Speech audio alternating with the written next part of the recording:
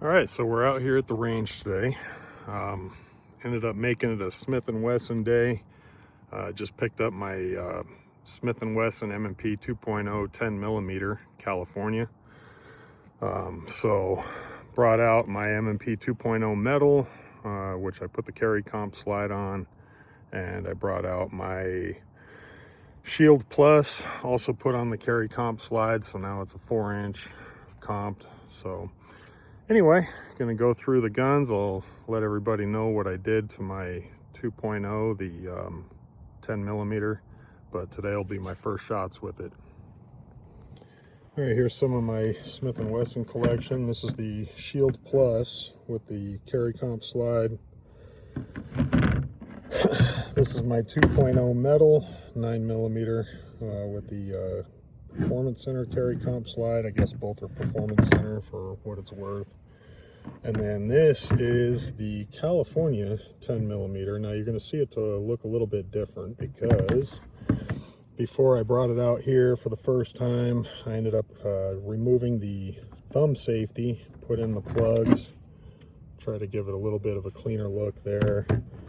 The other thing I did different is I took out the 18-pound recoil spring, thinking that that's not really sufficient for 10 millimeter. I reload my rounds, so I usually make them a little bit hot, and then when I carry, I'll carry with Underwood. So instead of the 18-pounder, for now I put in a 24-pounder, but out here today also I have a 22-pounder as a backup, just depending on how the brass is going to go. The only other thing I really did different was I removed the, what is it called, the magazine disconnect. So even without a mag in there, I'll be able to pull the trigger now.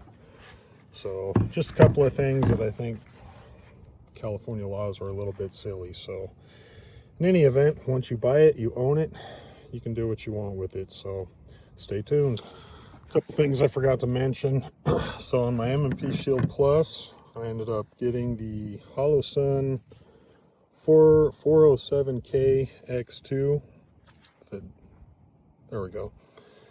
Anyway, I got that one just because, one, the price. I'd never had a red dot before, so I wanted to see how they worked out and really enjoy this one. Plus, a benefit to it is it's a direct fit to the Performance Center slide, which makes it kind of nice. And then on the metal version, or I'm sorry, of the 10 millimeter, I ended up, it was a birthday present of mine from last month that a friend of mine got me the Defender XL. It's a Vortex, kind of a big screen, but we're going to see how that works out. I think I have it zeroed in, but when I zeroed it in, I was just using a laser and a laser at home, and then just kind of finding a place on the wall trying to line up the sights. So we'll see how that goes.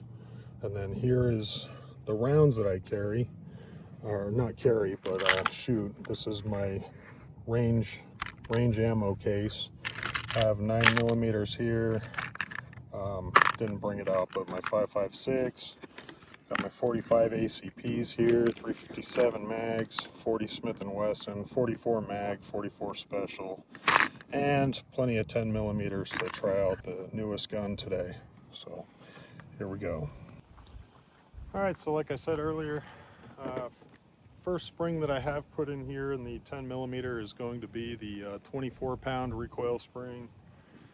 Gonna see where the brass flies. If it just drops out, definitely drop it back to 22 pounds, but we'll see how it goes. You see this little booklet right here. I'm one of those nerds. I actually record every single round I fire out of every single gun that I have. It's a habit that I started when I first started shooting, and one of those things just got used to doing, and kind of helps when I want to maintain my parts, replace recoil springs, different things of that nature. On my Excel sheet that I put it all on, I have little notation areas where I can explain what I did to the gun on the specific date, and of course the rounds fired on any given day. So anyway, here we go. This is going to be the first shots with the 10 millimeter M&P 2.0, and we're going to see how it goes. 24 pounder, it's going to probably be tough to rack the slide, but as long as it fires, we're good. So these things have had a kind of iffy reputation, so hopefully this performs really well. I've been a big fan of Smith Wesson M&P guns, so let's see. All right, 24 pounder. Let's see if she's reliable. Okay, brass is not too far away, probably about a good 8 to 10 feet. I like it. Replace back into battery. Okay, try it again. Very soft shooter, I'm gonna say that. Oh, there's the first fail. There we go. Let's pump that back into place. Let's just hope that was a fluke. All right, brass went a little bit further. All right, still at about 10 feet. There we go. Okay, there's 10, locked back, 24 pounds. I think I like the 24-pound spring.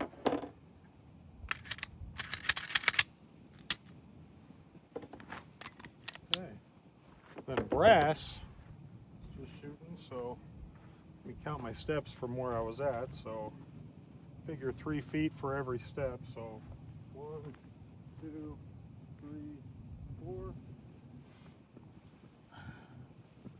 I'll take that any given day. You know, one thing I will say, I can't really compare it to the factory 18-pound spring, but putting in the 24 pounder really makes this a soft shooting gun for a 10 millimeter. Could just be the shape of the gun.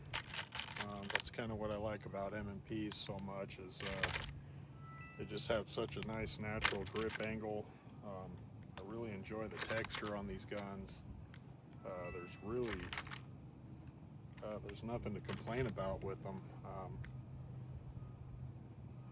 Probably out of all of my guns, I would go ahead and say that they're definitely my favorite shooting pistols. And I have a lot of different guns. 1911s, I have them ranging from Dan Wessons. I'm a big fan of Kimber.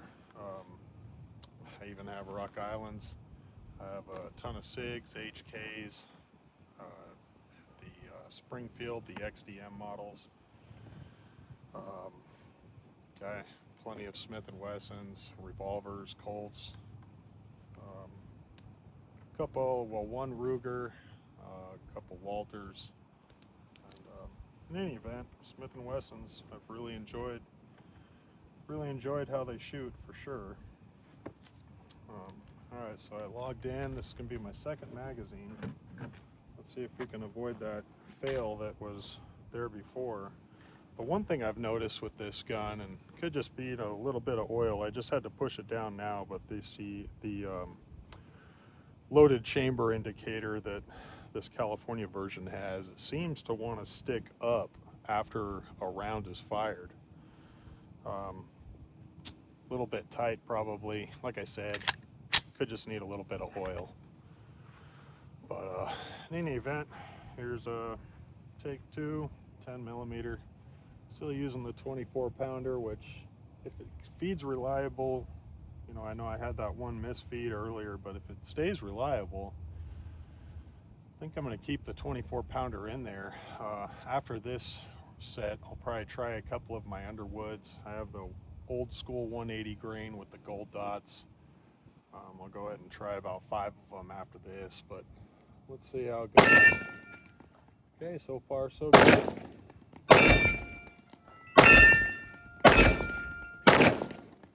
I can't get over how well this thing is shot for a 10 millimeter. Same thing, slide locked back. Everything was reliable. No feeding issues this time. Could have just been a brand new gun type fluke before. I do clean and lube these things even after I buy them. bring them home. Call me a Heathcock fan, but I really enjoy the Ballistol. Kind of does a nice little, does a pretty good clean job. Leaves kind of like a, I don't know how to explain it, like a real slick frying pan feel.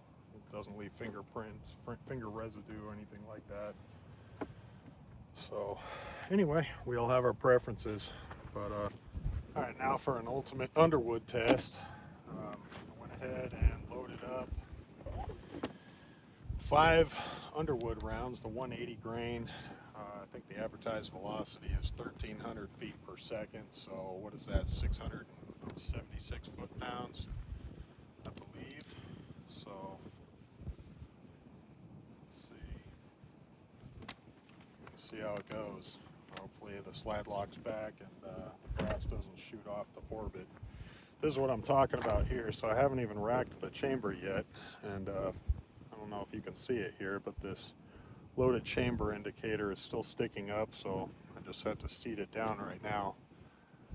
Just a little tight right there. Like I said, I'll oil it. If I need to kind of shave off a little bit of the sides of that thing, I'll do that too. But anyway, let's see how this goes. Underwood. Let's see how she does. Let you know about the recoil feel also, and we'll see where the brass lies. Alright, definitely a little stiff on the recoil. Nothing unmanageable though. You can just definitely tell you're shooting Underwoods. Alright, a little bit better. Brass is still, gosh, first one's probably about 10 feet away, second one about 8 feet away. Okay, that one went about maybe 15 feet. And about 10 feet there. And about 12 feet there. Slide locked back. Everything felt good still. Especially considering shooting Underwood. One of my carry guns is the 10mm XDM Compact. What is it? XDM Compact Elite. 10mm. This gun, really enjoy how it shoots also, but the recoil spring I have in this one, just because of the shorter slide and everything, I put in one of the DPM recoil reduction systems, which it shoots really, really nice. I'd probably give the edge to the M&P as far as felt recoil, but with the DPM, not by much. So if you're looking to just conceal carry something a little smaller or easier to conceal, you can go that route. But one thing I wanted to show, you know, even with the larger gun, with the larger optic here, I'm a big fan of Houston holsters. So I have a Houston holster, even with all the bulk, the extra grip, everything, still conceals good. Even if I zip around my shirt here, you really don't see much at all. I do choose to appendix carry, so I have a little bit of love on the sides here, so I can't really, even a small M&P, it'll print if I have it out to my, you know, anywhere from my 3 to 5 o'clock position. So appendix carry it is when you're a big boy. One thing I'll add that I know it'll probably come up as far as questions go. So as far as the width, I know grip length is a smidge taller on the 10mm, but compared to the 9mm, the width and everything's roughly the same. In fact, so this holster, I originally got it for the 9mm, which fits perfect. So if you are questioning as far as if you do have the 9mm M&Ps, will it fit the 10mm? Yes, it does, no problem at all. So, in fact, this holster fits a little bit loose, but it'll still click in there. But this is the Shield Plus, fits just fine in there. So, again, I can't say, and no, I'm not sponsored. My YouTube channel is not that large to be taken serious. So, Houston holsters, though, I highly suggest them.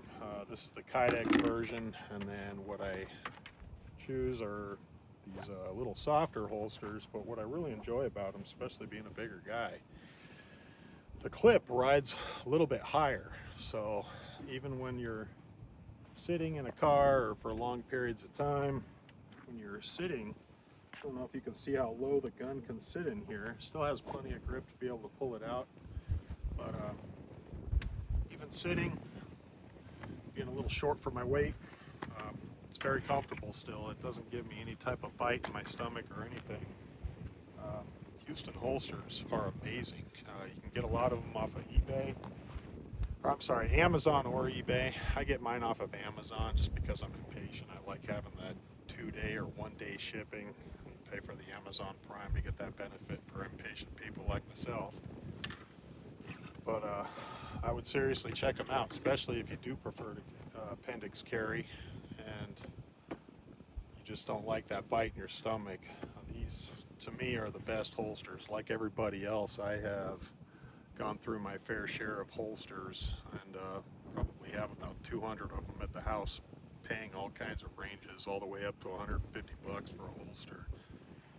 And the Houstons, on sale, you can find them for about 20 to 23 bucks, and regular price, you're still talking $30, so it doesn't break the bank at all. And I'm telling you, they're the best holsters I have ever had. So for what it's worth, every body type is different, so maybe it's not for somebody else, but as far as I'm concerned, they're the best. All right, so knowing that I shot 5 Underwoods and being that my booklet, so how I mark my rounds that I fired, I just put a little mark right here, but each of those represents 10 rounds, California, 10 round mags. So in any event, just to keep it consistent, so I still have my third marked here, and so I put in 5 more of the regular, I didn't ever mention it, but my reloads are 155 grain.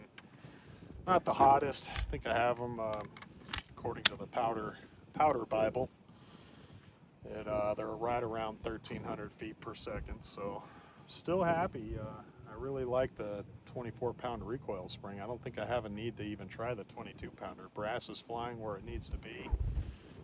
One thing about the XDM, when I'm shooting that thing, or even a 1911 10 millimeter, that brass flies to orbit. So I'm happy. Definitely enjoying this thing. Let's see if it shoots reliable after those hefty Underwoods.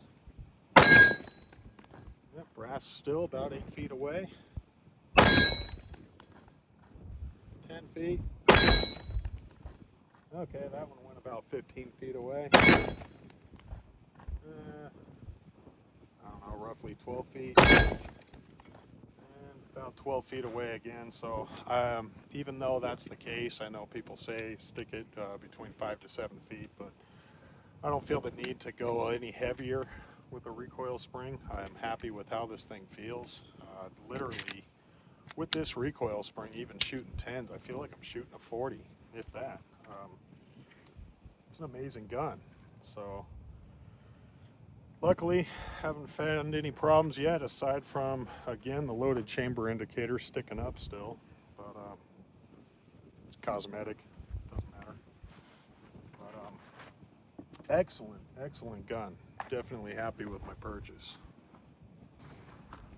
Just thought about something, but one thing I want to try, and this will tell me the reliability of the recoil spring, it being 24 pounds in this M&P 2.0 10 millimeter. I'm going to put in 5 40 Smith & Wesson rounds, which are obviously going to be very weak 10 millimeter. For those who don't know, it's the same bullet diameter, it's just a shorter neck.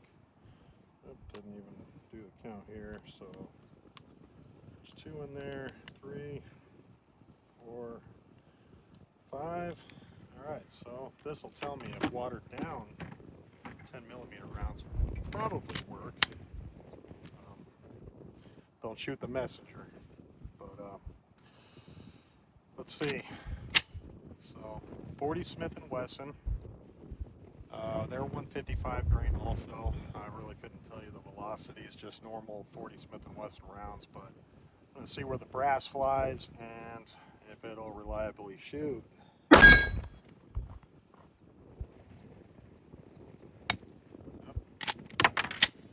Come it looks like the brass doesn't want to come out. Let's try it again.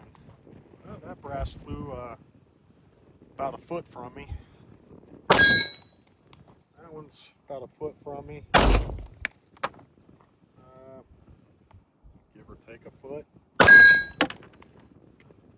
Slide locked back. They all fed. First brass didn't fly out, but we're talking 40 Smith & Wesson here. So, just for shits and grins, I'll go back to 10 millimeter. Do 5 rounds there. Keep it out to the 10 that I like to keep. After shooting the 40 Smith & Wesson. Problem is, with the 10 millimeter barrels, you can shoot 40 Smith & Wesson.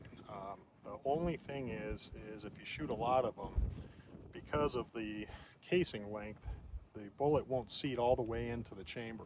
And over time, when you're shooting 40 Smith & Wesson, not that it's bad, but what happens is you start building gunk in there in that little case rim that's seating the bullet once it loads into the chamber. And I don't think I've done enough rounds to really make that happen, which obviously not. But it's one thing to keep in mind. If you brought your 10 out and you only shot 40 Smith & Wesson, I'd say you'd be fine. The only thing you'd want to do is make sure when you get home, you want to clean it really well right after shooting so you don't get this permanent gunk surrounding around the inside of the chamber, which would make feeding the longer neck 10 millimeters impossible. So let's see how the 10 millimeter rounds shoot now after loading the 40 Smith & Wesson. One thing I will say with 40, shooting it out of this gun, it literally felt like a BB gun. There was no recoil at all. So going back to 10, shot reliably still, loaded or slide locked back, no problem at all. And we're golden. That was beautiful. So what do I think of the 10 millimeter? My 10 millimeter experience. So I've had in my lifetime the the Kimber Eclipse Custom 2, or yeah, Eclipse. I don't know what it is. The Kimber Eclipse. I had the 10 millimeter. Ended up trading that away. I know it was kind of a stupid trade for a lot of people, but being that we live in California, I traded it away for my XDM 10 millimeter Elite Compact, which I'm very happy with. Being that this is an off-roster gun, I would have paid a couple grand anyway, probably, for the thing. So happy with that. I used to have a Glock 20 SF and a Glock 29 SF. I'm not saying Glocks are bad. They're extremely reliable, but they definitely haven't been my favorite shooters. I think there's a lot of better guns out there. Reliability-wise, anybody can argue over their favorite brand. So it's not my place to tell you the Glocks suck. It's just not my type of shooter. Grip angle, trigger, I think there's a lot to be desired. But other 10 millimeter experience.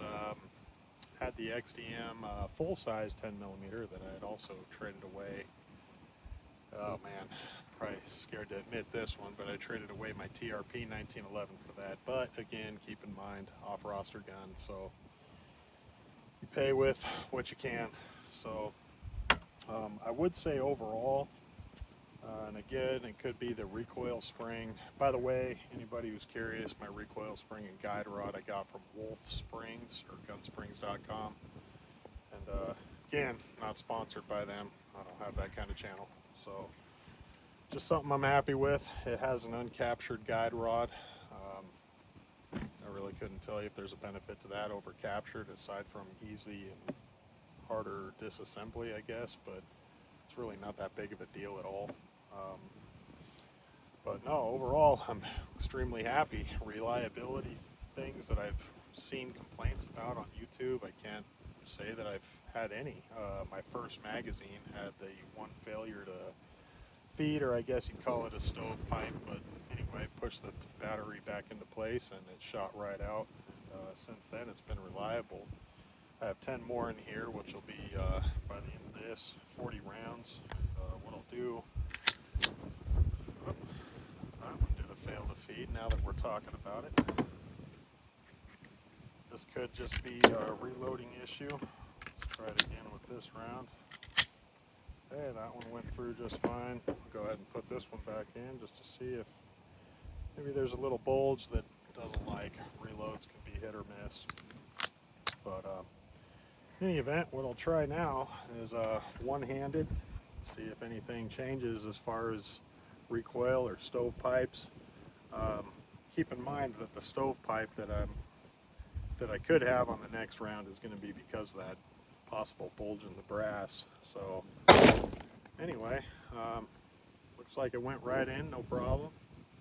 Okay, let's try a two finger grip, a little loose on the hands.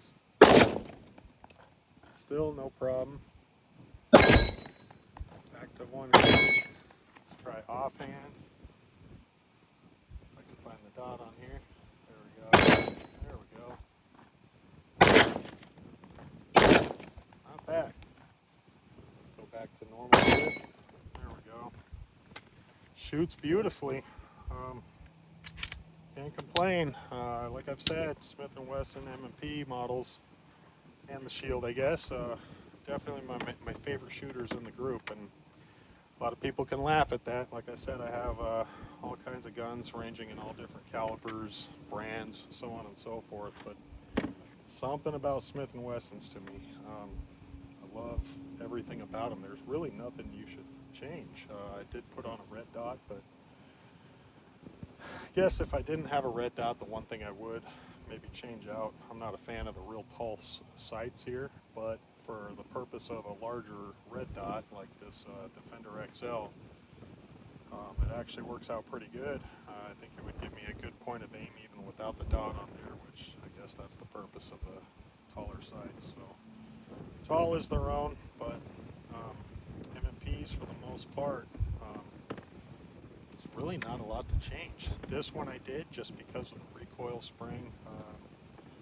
Knowing that a lot of 9mm brands use an 18-pound recoil spring, I kind of felt a little funny about utilizing an 18-pound spring inside my 10mm.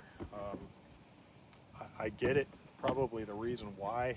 There's a lot of 10mm loads out there, especially when you're just going target shooting, that are basically long-necked 40 Smith & Wessons. There's not a lot of velocity, so I could see the purpose of that. Maybe going 18-pounder, knowing that a lot of people are just going to shoot the standard factory rounds that they just purchase out of the store, and that probably helps the reliability too. So if you're going to load your rounds to be as hot as you want, you're going to carry Underwoods, I'd recommend going heavier on the recoil spring. But you know, that's just me. I've always found that heavier recoil spring is giving me more of a push on the recoil than the real muzzle rise. Right now when I was shooting, you probably saw a lot of muzzle rise when I was shooting one-handed, but it's not something I normally practice. I just wanted to see how it would work out with the 10mm to see if I'd have any issues at all. So overall impressions, say a 10 out of 10 like my other M&Ps. I'm a big fan. So anyway, you guys take care. Thanks for watching.